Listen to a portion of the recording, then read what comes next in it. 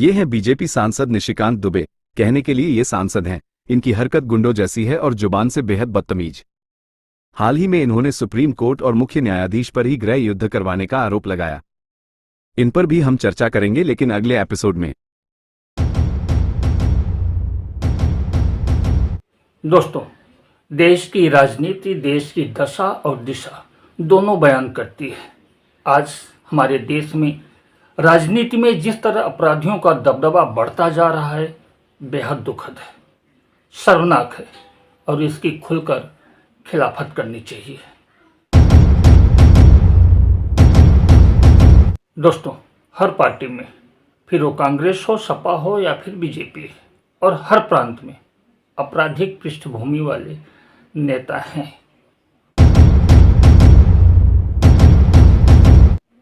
लेकिन ऐसे नेताओं को बचाने की कवायद सिर्फ एक ही पार्टी करती है, और वो है चाल चरित्र चेहरा का नारा देने वाली देश की सबसे बड़ी पार्टी बीजेपी। दोस्तों, हर आपराधिक पृष्ठभूमि वाला नेता बीजेपी में ही आकर शरण क्यों लेता है? सवाल बहुत है।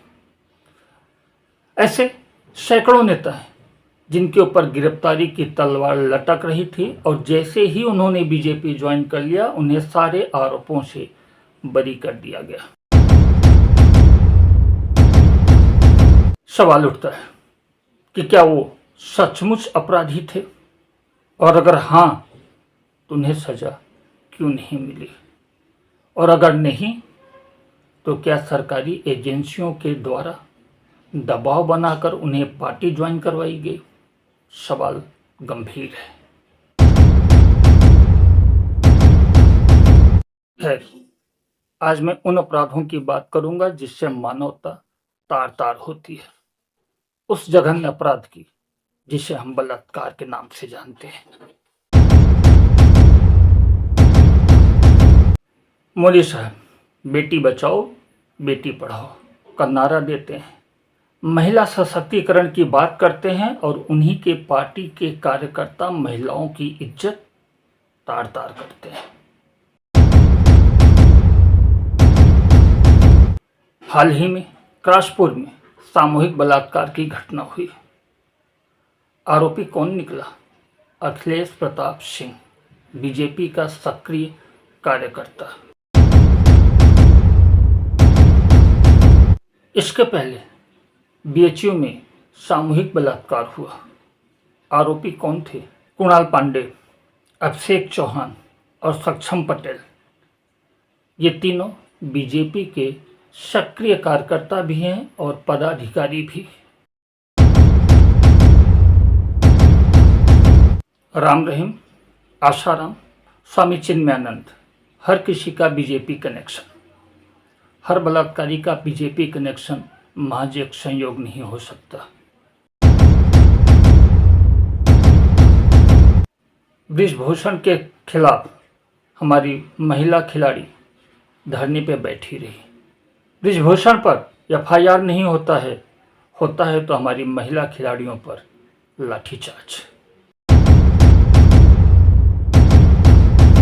कभी ऑस्ट्रेलिया में बैठा बीजेपी का कार्यकर्ता सीरियल रेप और ब्लैकमेलिंग के केस में गिरफ्तार होता है, तो कभी प्रज्वल रवन्ना जैसे लोग पकड़े जाते हैं, जिनके ऊपर एक दो नहीं सैकड़ों बलात्कार और वीडियो बनाने का आरोप है।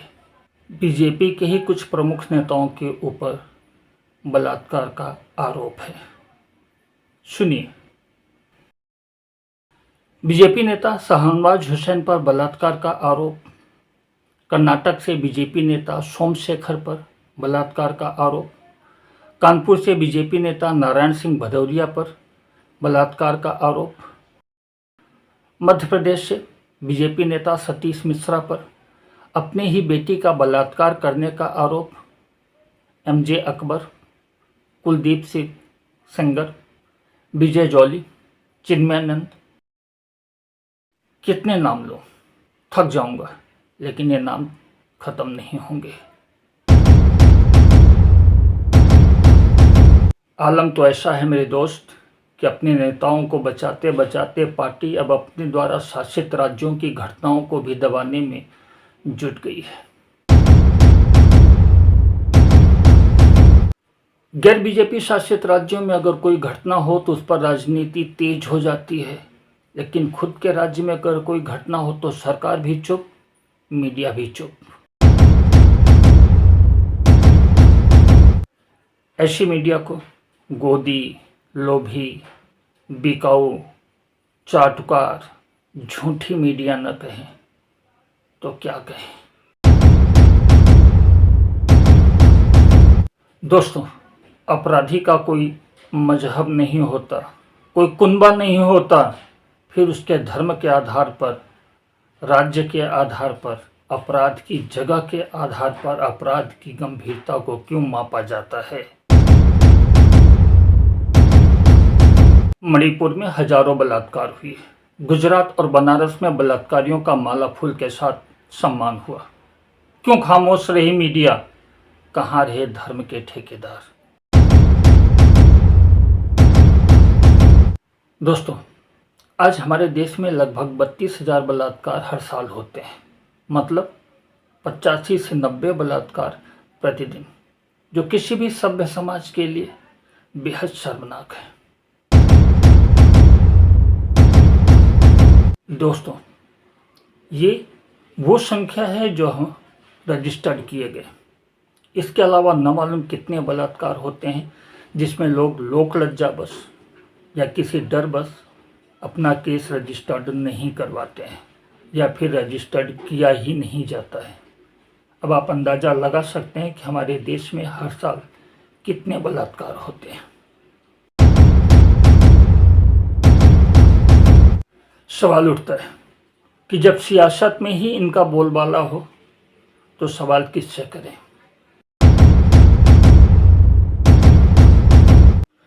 एडीआर की रिपोर्ट के अनुसार आज हमारे देश में 151 ऐसे नेता हैं जिनके ऊपर बलात्कार या फिर महिला उत्पीड़न का आरोप है।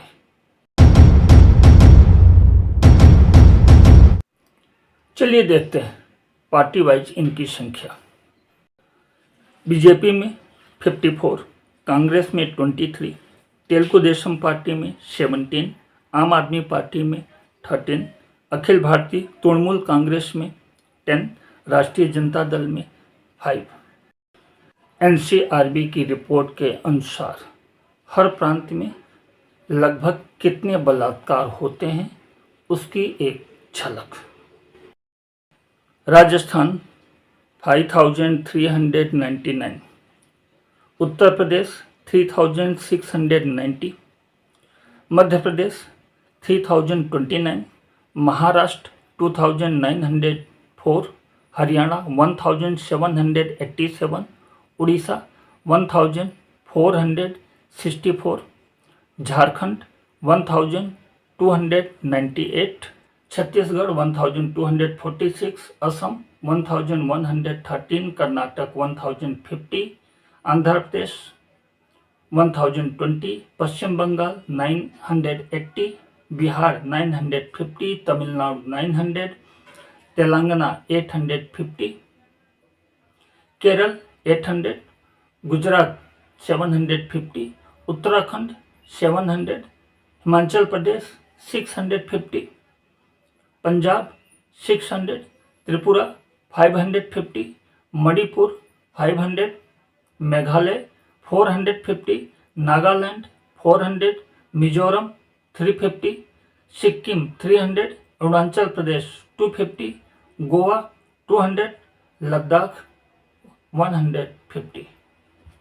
दोस्तों, इस दशा के लिए जिम्मेदार कौन है? कमेंट करके हमें ज़रूर बताइएगा। आज इस वीडियो में बस इतना ही। आप लोग इस वीडियो को लाइक करें, चैनल को सब्सक्राइब करें और शेयर करें। इसी उम्मीद के साथ जय हिंद, जय भारत।